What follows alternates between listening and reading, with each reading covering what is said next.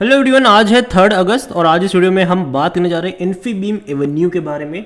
32 रुपये का शेयर है। कल बेहतरीन तेजी थी। कल जैसे ही दोपहर में इसके रिजल्ट्स आए थे, इसने एक ही झटके में देखे तो 9-9.5% की तेजी दिखाई थी, लेकिन बाद में थोड़ा बहुत करेक्शन दोबारा से यहाँ पर देखने को मिला, लेकिन फिर भी 5% की तेजी कल यहाँ पर ज़रूर थी। शानदार रफ्तार आई, एक ही झटके में बड़ी रफ्तार आई थी। बात करेंगे वीडियो में जो रिजल्ट्स है उसके बारे में, और साथ ही साथ ये भी डिस्कस करेंगे कि सपोर्ट कहाँ पर है और रेजिस्टेंस कहाँ पर है। देखिए, वीडियो को शुरू करो उससे पहले अगर आपने अभी तक चैनल को सब्सक्राइब नहीं किया है तो प्लीज़ अभी इसे सब्सक्राइब कर लीजिए, क्योंकि आगे भी बहुत सारे वीडियोस हैं जो आपको काफ़ी ज़्यादा हेल्प करेंगे।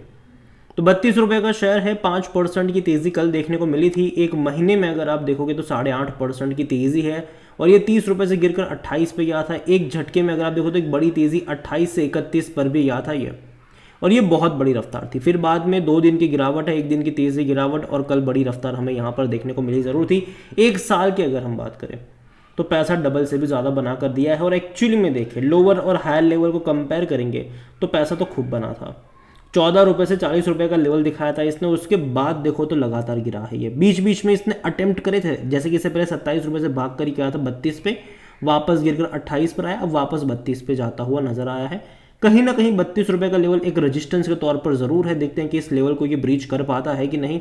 अगर 32 रुपये का, इवन 33 रुपये का लेवल अगर एक बार इसने तोड़ दिया तो कहीं ना कहीं आगे 36 से 37 रुपीज़ तक के भी लेवल देखने को मिलेंगे, और एक स्ट्रॉन्ग रेजिस्टेंस जो है वो 38 रुपीज़ के आसपास नज़र आता है। वो लेवल यहाँ पर इंपॉर्टेंट होगा, और देखते हैं कि इस लेवल पर ये टिक पाता है कि नहीं। जब मंडे को बाजार खुलेगा तब पता चल पाएगा इसके बारे में भी। और जहाँ तक रिजल्ट्स की बात करें तो इस बार के नंबर अच्छे आए हैं। ये जो नंबर्स आप देख रहे हो वो मिलियंस में है।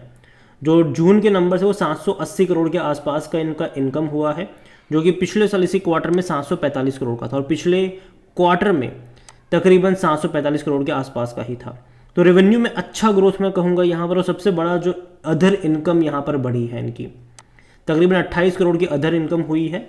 वरना रेवेन्यू फ्रॉम ऑपरेशंस अगर आप देखोगे तो हालांकि पिछले साल के मुकाबले जितना था उतना ही है, अदर इनकम थोड़ी सी ज़्यादा यहाँ पर बढ़ गई है। लेकिन अच्छी बात है कि देखो, इनकी रेवेन्यू बढ़े लेकिन खर्चे नहीं बढ़े हैं, ये बहुत अच्छी बात है। तकरीबन 702 करोड़ का इनका खर्चा हुआ है, जो कि पिछले साल 710 करोड़ का था। तो खर्चा एक्चुअली में पिछले साल के मुकाबले कम हुआ है यहाँ पर। पिछले साल के मुकाबले खर्चा कम यहाँ पर ज़रूर हुआ है। हालांकि पिछले क्वार्टर के तकरीबन 680 करोड़ के मुकाबले थोड़ा सा बढ़ा ज़रूर है। और यहाँ पर अगर आप देखोगे तो profit before tax exceptional item अगर आप देखते हो तो तकरीबन 78 करोड़ के आसपास का है, जो कि पिछले साल सिर्फ 35 करोड़ का था और पिछले क्वार्टर में सिर्फ 63 करोड़ का था। तो ग्रोथ यहाँ पर ज़रूर है। और अगर आप यहाँ पर प्रॉफिट बिफोर टैक्स देखते हो तो 83 करोड़ का यहाँ पर है, और आफ्टर टैक्स देखो तो 70 करोड़ का प्रॉफिट इसने ओवरऑल कमा कर दिया है, जो कि पिछले साल के 25 से 26 करोड़ के मुकाबले बेहतरीन से बेहतरीन है। और इवन पिछले क्वार्टर के 49 करोड़ के मुकाबले ये और भी अच्छा है। तो देखा जाए तो इनकी प्रॉफिट काफ़ी बेहतर आया है यहाँ पर। रीज़न ये खर्चे कम हुए हैं इनके, और जिसके चलते प्रॉफिट आपको अच्छा देखने को यहाँ पर मिल रहा है। 70 करोड़ का मुनाफा इसने कमाया है, जो कि पिछले साल सिर्फ 26 करोड़ का था, और पिछले क्वार्टर में भी 50 करोड़ से कम का प्रॉफिट था। तो प्रॉफिट बेहतरीन हुए हैं यहाँ पर। और उसमें अदर इनकम जो हुई है 28 करोड़, उसने कहीं ना कहीं थोड़ा हेल्प ज़रूर किया है। इसके अलावा देखो तो यहाँ पर जो खर्चे कम हुए हैं वो भी एक वजह ज़रूर है यहाँ पर। वॉल्यूम देखें तो कल यहाँ पर तकरीबन 7 करोड़ से भी ज़्यादा के शेयर्स ट्रेड होते नजर आए थे, और रिजल्ट्स के बाद बड़ी क्वांटिटी में ट्रेडिंग यहाँ पर स्टार्ट हो चुकी थी। कंपनी अगर आप देखो तो 60 रुपये का इसका ऑल टाइम हाई है। हालांकि 60 रुपये से ऊपर था ये जो बोनस का जो है उसके चलते एडजस्ट हुआ है, और ये कभी भी 6 रुपये 60 पैसे पे नहीं गया है। सारा बोनस वगैरह का एडजस्टेड ये प्राइस आपको दिखा रहा है। मार्केट कैप इसका तकरीबन 9,000 करोड़ के आसपास देखने को मिल रहा है। कंपनी को लेकर अगर हम बात करने की कोशिश करें तो कंपनी में अगर आप देखो तो बाय कॉल है KR चौकसी का 37 रुपीज़ का टारगेट था। हालांकि मई की कमेंट्री थी इनकी, 28 मई की इनकी कमेंट्री है, लेकिन मुझे लगता है कि एक साल के टारगेट्स होते हैं और डेफिनेटली अचीवेबल टारगेट है, कोई उतना बड़ा टारगेट भी नहीं है। According to Moneycontrol user, बेचने की बात कोई भी नहीं कर रहा है, हर कोई कह रहा है खरीदारी करो, खरीदारी करी है तो बने रहो। और जहाँ तक इनके डिविडेंड के बारे में अगर हम बात करने जाए तो 5 पैसा पर शेयर का डिविडेंड भी इसने अनाउंस करा है। जिस किसी के पास इसके शेयर है 7 अगस्त से पहले जिस किसी के पास शेयर होंगे उसको 5 पैसा पर शेयर का डिविडेंड मिलेगा।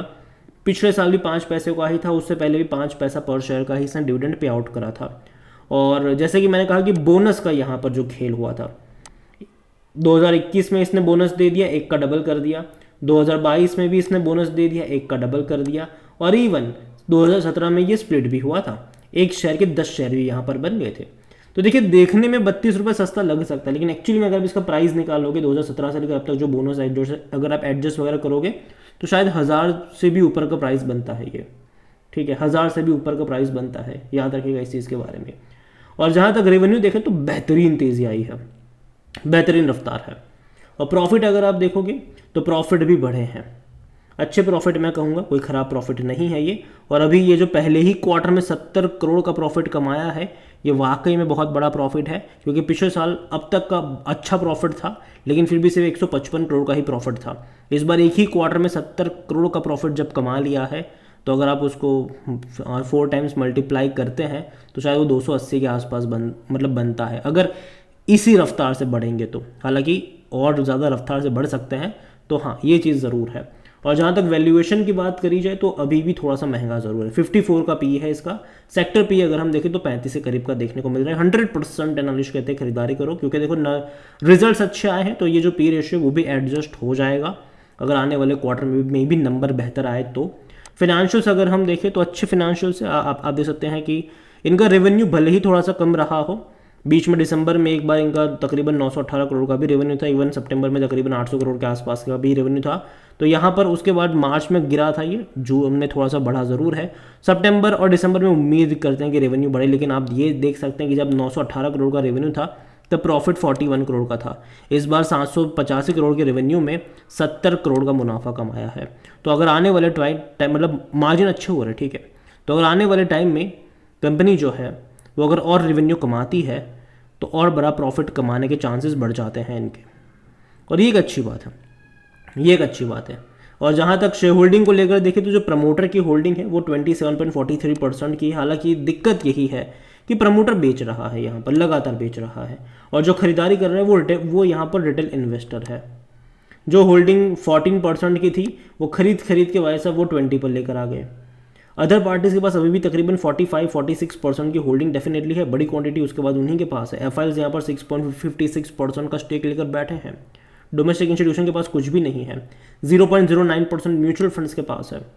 तो शेयर होल्डिंग पैटर्न मेरे हिसाब से ठीक ठाक है, उतना बेहतर मैं नहीं कहता हूँ इसको, इवन थोड़ा सा खराबी मैं कहूँगा, क्योंकि प्रमोटर की होल्डिंग वैसे भी बहुत कम है और रिटेल इन्वेस्टर यहाँ पर लगातार खरीदारी कर रहा है। इवन अदर पार्टीज के पास बड़ी क्वांटिटी है, लेकिन वो लगातार बेच भी रहा है यहाँ पर।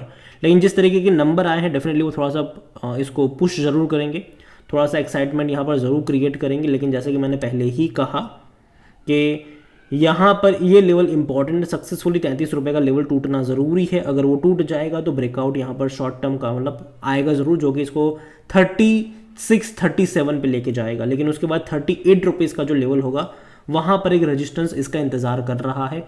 मुझे लगता है कि शायद वो ब्रीच नहीं हो पाएगा, एक करेक्शन यहाँ पर ज़रूर देखने को मिलेगा उसके बाद। लेकिन यही कहूँगा मैं कि कंपनी जो है वो काम करती है डिजिटल पेमेंट्स जो है उसको प्रोसेस करने का काम कंपनी करती है। सीसी एवेन्यू, बिल एवेन्यू आपने सुना होगा उसके बारे में। जब आप ट्रांजेक्शन करते हो ऑनलाइन तब ये एक मिडिल मैन के तौर पर, एक गेटवे कह लो, उसके तौर पर ये कंपनी काम करती है। और डेफिनेटली आने वाले टाइम में जो डिजिटल ट्रांजैक्शन है वो और ज़्यादा बढ़ेंगे, बल्कि कम नहीं होने वाले हैं। लेकिन इसका मतलब ये भी नहीं है कि ये कोई इकलौती कंपनी है जो ये कर रही है, बहुत सारी कंपनी ये चीज़ कर रही है, बहुत सारी, मतलब बहुत सारी, ठीक है। तो इकलौती कंपनी नहीं है। और मैं यही कहूँगा आपसे कि अभी जो रिजल्ट है डेफिनेटली वो अच्छे हैं, और उसकी वजह से कल हमें यहाँ पर तेज़ी ज़रूर देखने को मिली थी, और शायद हो सकता है कि 1-2 दिन और तेज़ी रहे। लेकिन उसके बाद मुझे लगता है कि अगर ये 35 रुपये के ऊपर जाएगा तो वहाँ से फिर खरीदारी के मौके नहीं बनेंगे, फिर वहाँ से वो एग्जिट वाले धीरे धीरे मौके बन जाएंगे शॉर्ट टर्म वाले लोगों के लिए। और जहाँ तक जिन लोगों को लॉन्ग टर्म के बारे में यहाँ पर सोचना है, मैंने पहले भी कहा था कि 30 रुपये के नीचे जाएगा, 25 से 30 रुपये का लेवल मुझे अच्छा लगता है। जब इवन मैंने पहले भी बात करी थी इसको लेकर कि 25 से 30 रुपये का लेवल जो है वहाँ पर आपको खरीदारी के मौके ढूंढने चाहिए, और वहाँ पर ये गया भी था, कई बार गया है ये, ठीक है, कई बार मौके बने थे वहाँ पर। लेकिन अब ट्रेन थोड़ी बहुत छूट चुकी है। अब मंडे को देखते हैं कि मार्केट किस तरीके से रिएक्ट करता है। मैं उम्मीद करता हूँ कि चीज़ें इसके लिए बेहतर हो।